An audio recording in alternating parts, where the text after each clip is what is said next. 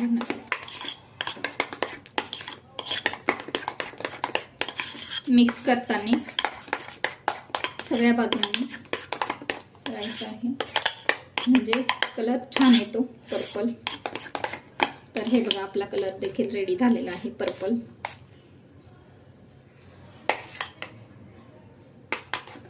त्यानंतर ग्लास घ्यायचा आहे, त्यामध्ये हे नोझल पाइपिंग बॅग टाकायची आहे.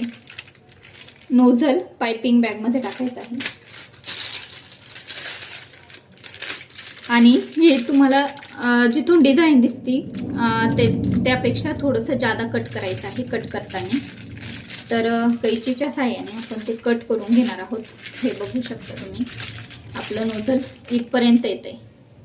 तर आपण थोडंसं जादा कट करणार आहोत, म्हणजे डिझाईन येते त्यावर. हे बघा, आपली पाइपिंग बॅग थोडीशी नोझलच्या बाहेर आहे. नोझल